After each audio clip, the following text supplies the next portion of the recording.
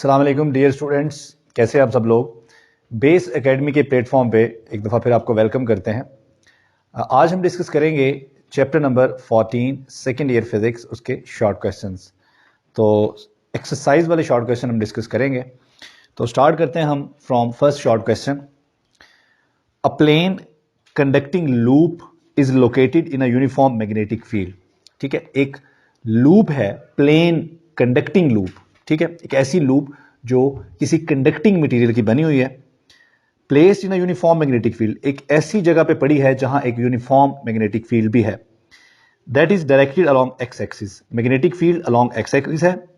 For what orientation of the loop is the flux a maximum, for what orientation is the flux a minimum. तो हमने बताना है बच्चों कि flux जो है वो मैक्सिमम कैसे होगा, हम लूप को किस तरह से प्लेस करें, किस प्लेन में रखें उसको, और फ्लक्स मिनिमम कब होगा। ठीक है, मैक्सिमम फ्लक्स कब होगा, मिनिमम फ्लक्स कब होगा। ठीक है, हमने लूप की जो है वो ओरिएंटेशन बतानी है कि उसको किस प्लेन में रखें तो उसमें से मैक्सिमम फ्लक्स पास हो, और किस उसे प्लेन में रखें तो उसमें से मिनिमम फ्लक्स पास हो। तो बच्चों फ्लक्स का जो रिलेशन है, ये हमारा क्वेश्चन है जी 14.1। तो फ्लक्स का जो हमारे पास रिलेशन है उसमें आप देख सकते हैं flux is equal to B A cos theta. इसमें ये जो एंगल थीटा है ये मैग्नेटिक फील्ड और वेक्टर एरिया के दरमियान होता है, या दूसरे लफ्जों में आप यूं भी कह सकते हैं कि ये एंगल जो है उसको हम उस कॉइल के प्लेन और मैग्नेटिक फील्ड के दरमियान भी ले सकते हैं। तो बच्चों पहले हम देखते हैं कि फ्लक्स मैक्सिमम कैसे होगा। उसके लिए हमें एक्स वाई जी प्लेन और लूप का जो है एक हमने मॉडल जो है उसको देख लेते हैं। ये देखें जी, हमारे पास रेक्टेंगुलर कोऑर्डिनेट सिस्टम है। इसमें ये हमारे पास एक्स एक्सिस है, ये आपको नजर आ रहा है, हमारे पास वाई एक्सिस है, और ये हमारे पास जी एक्सिस है, और ये हमारे पास एक लूप है, एक कंडक्टिंग लूप। ठीक है बच्चों, अब मैग्नेटिक फील्ड की डायरेक्शन क्या है, मैग्नेटिक फील्ड है अलोंग एक्स एक्सिस, यानी कि मैग्नेटिक फील्ड ऐसे है, इस वाले एक्सिस में, एक्स एक्सिस में ये मैग्नेटिक फील्ड है यूं करके। ठीक है, अब लूप को किस तरह से रखें बच्चों, अगर लूप का प्लेन, ठीक है ये देखें, ये लूप है, ठीक है ये लूप है, और ये क्या है, ये लूप का प्लेन है, ये वाला। ठीक है, ये लूप का प्लेन है।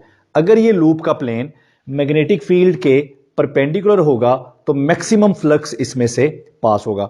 अब देखें मैग्नेटिक फील्ड कैसे है, मैग्नेटिक फील्ड है अलोंग एक्स एक्सिस। ठीक है, तो ये देखें ये मैग्नेटिक फील्ड है यूं करके। तो अगर मैं इस लूप को ऐसे रखता हूं यूं करके, तो इसमें से गुजरने वाला जो मैग्नेटिक फ्लक्स होगा वो मैक्सिमम होगा।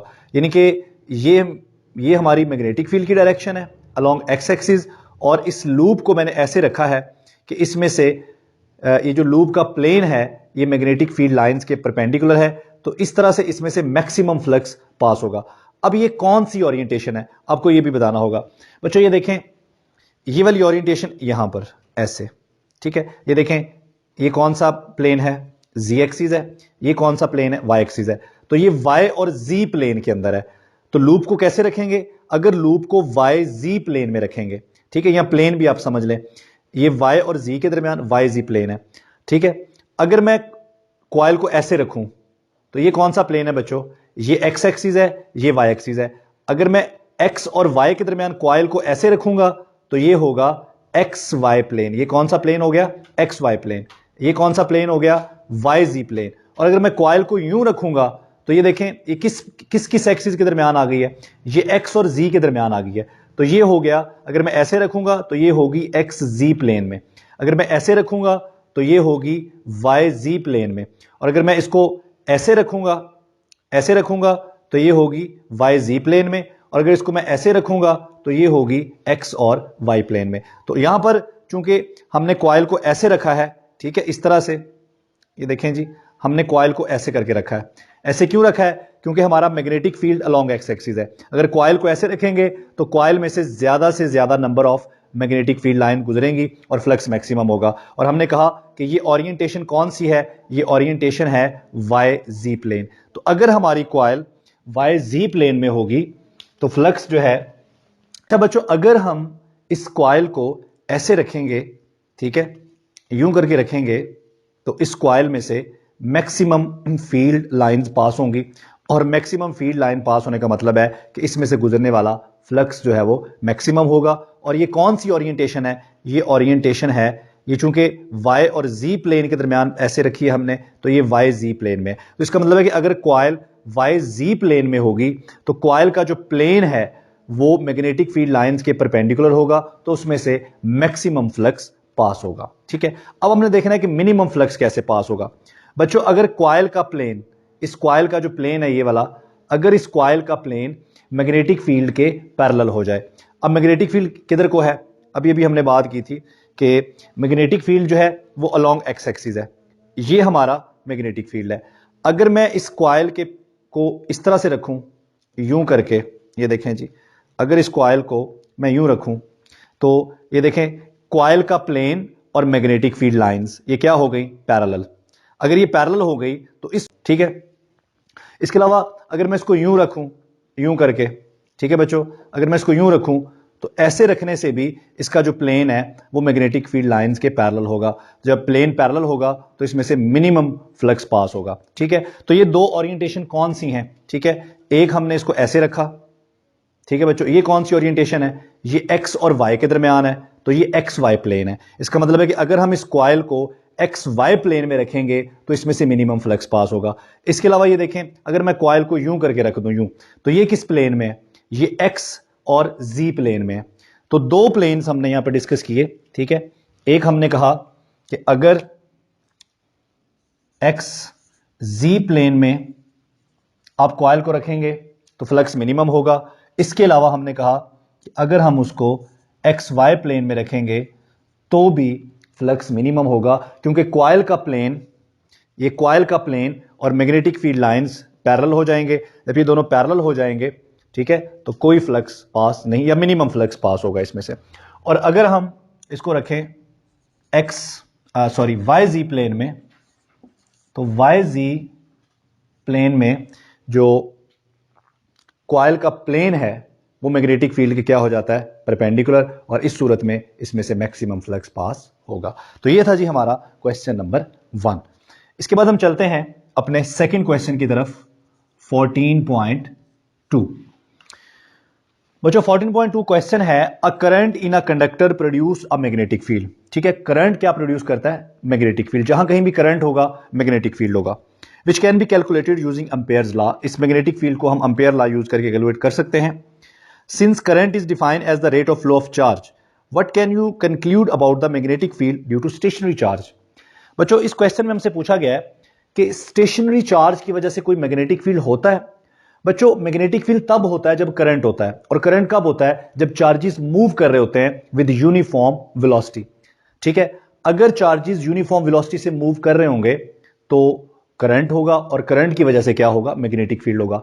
लेकिन अगर चार्जेस स्टेशनरी होंगे तो स्टेशनरी चार्जेस की वजह से कोई मैग्नेटिक फील्ड नहीं होगा। मैग्नेटिक फील्ड प्रोड्यूस होने की एक रीजन और भी है, वो ये है कि जब चार्जेस मूव करते हैं तो उनका इलेक्ट्रिक फील्ड चेंज होता है, जिसकी वजह से मैग्नेटिक फील्ड प्रोड्यूस हो जाता है according to Maxwell equations.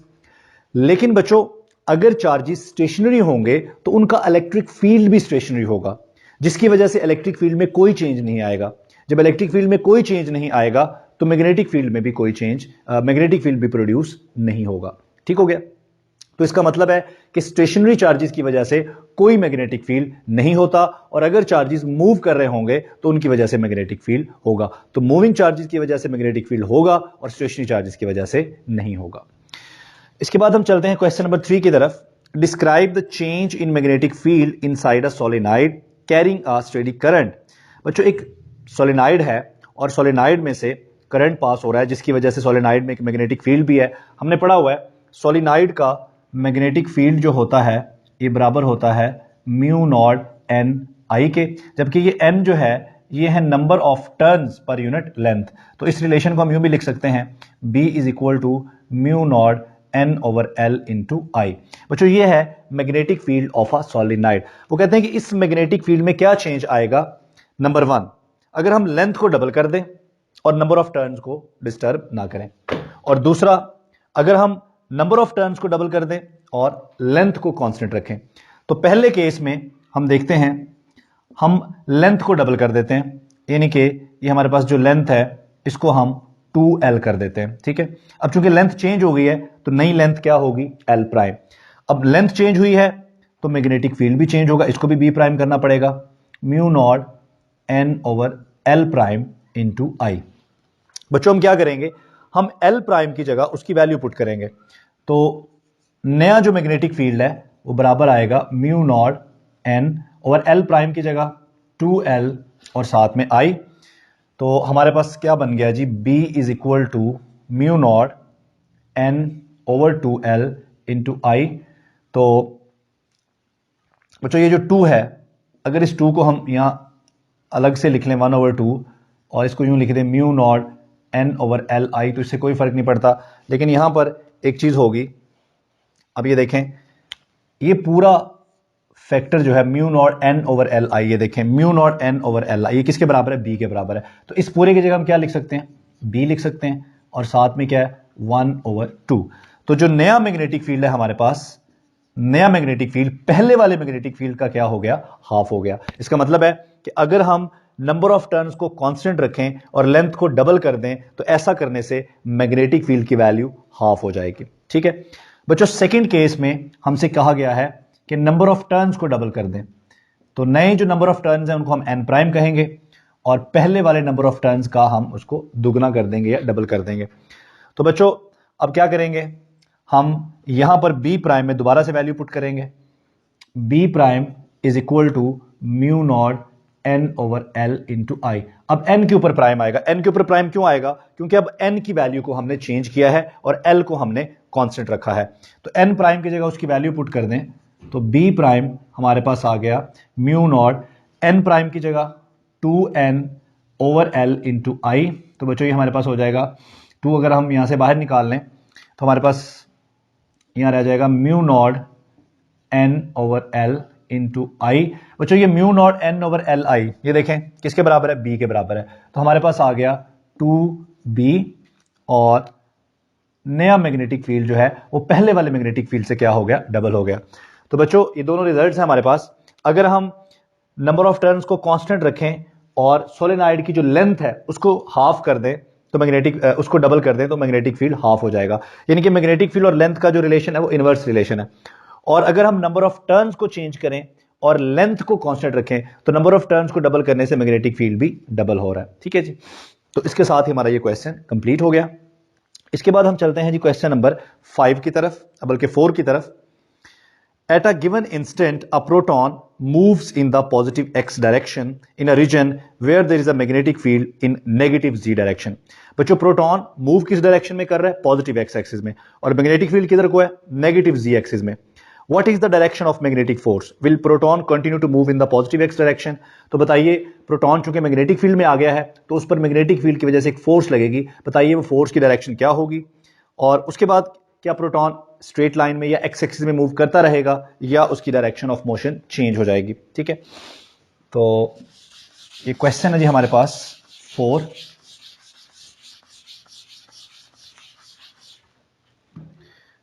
Question number 4 है जी। बच्चों इसको समझने के लिए हम दोबारा से जो हमने ये एक प्लेन बनाया है इसको हम दोबारा से समझ लेते हैं। ये देखें बच्चों, प्रोटॉन यूं जा रहा है एक्स एक्सिस में, ये प्रोटॉन की डायरेक्शन है, ये उसकी वेलोसिटी की डायरेक्शन, ये प्रोटॉन मूव कर रहा है यूं करके, ठीक है। और हमारा मैग्नेटिक फील्ड किधर को है, ये देखें जी, ये है पॉजिटिव जी एक्सिस, ये वाला पॉजिटिव जी एक्सिस है, और इधर को क्या होगा, नेगेटिव जी एक्सिस, ठीक है। ये देखें ये रेड वाला जो है ये है हमारा नेगेटिव जी डायरेक्शन, ये पॉजिटिव जी डायरेक्शन है और ये नेगेटिव जी डायरेक्शन है, ये प्रोटॉन जा रहा है। तो हमने ये बताना है कि हमारी जो मैग्नेटिक फोर्स है जो लग रही है प्रोटॉन के ऊपर, चूंकि ये मैग्नेटिक फील्ड में एंटर हो गया है, तो बताइए उसकी डायरेक्शन क्या होगी, ठीक है, मैग्नेटिक फोर्स की डायरेक्शन क्या होगी। तो बच्चों हमने पढ़ा हुआ है कि मैग्नेटिक फोर्स जो है F ये बराबर होती है Q V क्रॉस B। तो बच्चों हमें क्या करना पड़ेगा, फोर्स की डायरेक्शन निकालने के लिए हमें V क्रॉस B करना पड़ेगा, यानी कि V और B का क्रॉस प्रोडक्ट लेना पड़ेगा। तो यहां पर हमें यूज करेंगे right hand rule. Right hand rule के मुताबिक V क्रॉस B, ये V है, ये B है, तो V से B की तरफ हम अपनी फिंगर्स को कर्ल करेंगे। बच्चों ये V है और V से B की तरफ, यानी कि इस तरफ। तो ये देखें, V से B की तरफ फिंगर्स को कर्ल करें और थंब को सीधा कर लें। तो जिधर को थंब है उधर को डायरेक्शन है मैग्नेटिक फोर्स की। तो ये कौन सी डायरेक्शन है बच्चों, आपको नजर आ रहा है, ये वाई एक्सिस में। इसका मतलब है कि फोर्स किस एक्सिस में लगेगी, वाई एक्सिस में। ठीक है, ये प्रोटॉन जा रहा है, फोर्स लगेगी वाई एक्सिस में। तो एक तो हमें पता चल गया कि force is along Y axis, force is along Y axis. बच्चों फोर्स अलोंग वाई एक्सिस है, ठीक है, यानी कि ये प्रोटॉन जा रहा था। अब आप देख लें यहां पर, ये प्रोटॉन जा रहा है एक्स एक्सिस में यूं करके, और ये फोर्स लग रही है प्रोटॉन पर यूं करके, यूं। तो प्रोटॉन एक्स एक्सिस में तो मूव नहीं करेगा, बल्कि फोर्स उसकी डायरेक्शन ऑफ मोशन के क्या है, परपेंडिकुलर। तो उसकी वजह से प्रोटॉन का जो पाथ है वो कर्वेचर हो जाएगा। और अगर फोर्स मुसलसल लगती रहेगी तो प्रोटॉन का पाथ एक सर्कल भी हो सकता है। ठीक है, तो अगर मुसलसल नहीं लगती तो कम से कम ये जरूर होगा कि वो एक्स एक्सिस में नहीं मूव करेगा, बल्कि फोर्स उसकी डायरेक्शन ऑफ मोशन के परपेंडिकुलर लग रही है, तो उसकी वजह से प्रोटॉन का पाथ जो है वो कर्वेचर हो जाएगा। ठीक हो गया, तो ये है जी हमारा क्वेश्चन नंबर 4। उसके बाद हमारे पास question number 5। Two charged particles are projected into a region where there is a magnetic field perpendicular to their velocities. If the charges are deflected in opposite directions, what can you say about them? बच्चों हमारे पास दो charges हैं, ठीक है, हमने उनको एक ऐसे रीजन में एंटर किया है जहां पर मैग्नेटिक फील्ड है। ठीक है, ये देखें जी, ये हमारे पास दो चार्जेस हैं और हमने उनको ऐसे रीजन में एंटर किया है जहां पर मैग्नेटिक फील्ड उनकी वेलोसिटीज के परपेंडिकुलर, आप यूं समझ लें कि मैग्नेटिक फील्ड इनटू पेज है, मैग्नेटिक फील्ड इनटू पेज है, उनकी वेलोसिटीज के परपेंडिकुलर। अब एक पार्टिकल, चार्ज पार्टिकल इस तरह डिफ्लेक्ट हो गया, दूसरा उसके अपोजिट डायरेक्शन में डिफ्लेक्ट हो गया। तो आप क्या कह सकते हैं इनके बारे में? ऑब्वियसली जो फोर्स होती है ये हमारे पास होती है क्यू वी क्रॉस बी। बच्चों अगर चार्ज पॉजिटिव है तो ये पॉजिटिव क्यू होगा, और अगर चार्ज नेगेटिव है तो ये माइनस क्यू होगा, V क्रॉस B। इसका मतलब है कि इनके ऑपोजिट डिफ्लेक्शन होने की, ऑपोजिट डायरेक्शन में डिफ्लेक्ट होने की वजह यह है कि एक पार्टिकल पर पॉजिटिव चार्ज है और दूसरे पार्टिकल पर नेगेटिव चार्ज है। तो पॉजिटिव चार्ज वाला पार्टिकल अगर इस डायरेक्शन में डिफ्लेक्ट हुआ है तो जिस पर नेगेटिव चार्ज है वो उसके बिल्कुल ऑपोजिट डायरेक्शन में डिफ्लेक्ट होगा। ठीक है, तो उनके ऑपोजिट डायरेक्शन में डिफ्लेक्ट होने की वजह उनका पॉजिटिव और नेगेटिव चार्ज है। उसके बाद बच्चों हमारे पास है जी question number 6। Suppose that a charge Q is moving in a uniform magnetic field with velocity V, why is there no work done by the magnetic force that acts on the charge? बच्चों magnetic force work क्यों नहीं करती? जिस तरह centripetal force work नहीं करती, बिल्कुल ऐसे ही मैग्नेटिक फोर्स वर्क क्यों नहीं करती? बच्चों ये देखें, मैग्नेटिक फोर्स जो है ये V और B के क्रॉस प्रोडक्ट से आती है। ठीक है, अब जो भी क्वांटिटी दो वैल्यूज के क्रॉस प्रोडक्ट से आए वो उन दोनों के परपेंडिकुलर होती है, ये तो कंफर्म है। इसका मतलब है कि फोर्स जो है वो वेलोसिटी और मैग्नेटिक फील्ड दोनों के ही परपेंडिकुलर होती है। अगर फोर्स वेलोसिटी के परपेंडिकुलर है तो हमने पढ़ा हुआ है कि वर्क जो होता है, वर्क तो बराबर होता है F D cause of theta. अब ये जो फोर्स है यहां से हमें अंदाजा हुआ इस रिलेशन से कि फोर्स वेलोसिटी के परपेंडिकुलर है। अगर फोर्स परपेंडिकुलर है तो यहां पर cos थीटा में हम cos 90 पुट करेंगे, परपेंडिकुलर होने का मतलब है एंगल 90 है, और cos 90 क्या होता है, 0 होता है, तो वर्क हमारे पास क्या आएगा, 0 आएगा। यही वजह है कि सेंट्रीपिटल फोर्स और मैग्नेटिक फोर्स ये कोई वर्क नहीं करती, क्योंकि they are always perpendicular to the direction of motion. ये किसी भी पार्टिकल की डायरेक्शन ऑफ मोशन के हमेशा हमेशा परपेंडिकुलर लगती हैं, जिसकी वजह से एंगल 90 बनता है और वर्क क्या हो जाता है, 0 हो जाता है।